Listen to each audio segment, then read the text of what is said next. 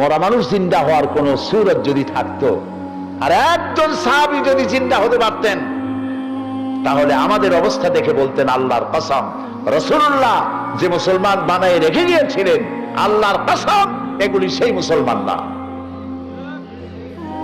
প্রিয় ভাই সব, কোরআন পৃথিবীতে এসেছিল একটি সুন্দর সঠিক মানব গোষ্ঠী তৈরি করা, যারা চুরি করবে না, ডাকাতি করবে না, জেনা করবে না, হত্যা করবে না, দর্শন করবে না, যারা হবে সুখী, যারা হবে সমৃদ্ধশালী, যাকে দেখে কেউ ভয় করবে না, যাকে দেখে আশ্রয় পাবে মানুষ।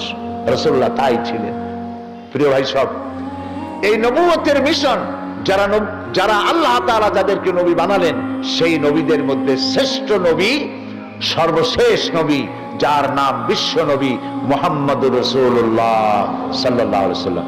দুনিয়ার যত নবী এসেছেন, সমস্ত নবীরা হলেন এলাকা ভিত্তিক নবী, ভাষা ভিত্তিক নবী। আর আমাদের নবী কি? জোরে বলেন, বিশ্ব নবী। কোথায় পাইলাম? এইখানে, এই কোরআন শরীফ।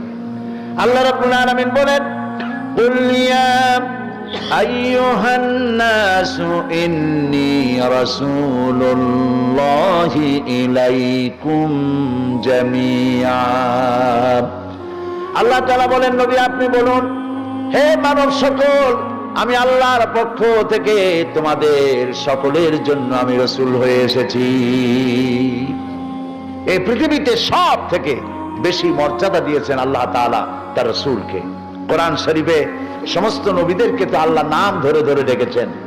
ইয়া আদম, ইয়া জাকারিয়া, ইয়া ইয়াহইয়া, ইয়া মূসা, এমনকি আমার জাতির পিতারও নাম ধরে ডাকছেন আল্লাহ। বলেন নাই, ও মুসলমানদের জাতির পিতা। জাতির পিতা কে? আসতে বললেন কেন? সন্দেহ আছে? জাতির পিতা কে? এই ঈমান মজবুত রাখবেন। জাতির পিতা একাধিক হওয়া মোটেই ভালো না। পিতা একজন হওয়া ভালো, বেশি হওয়া কি সুলক্ষণ না কুলক্ষণ?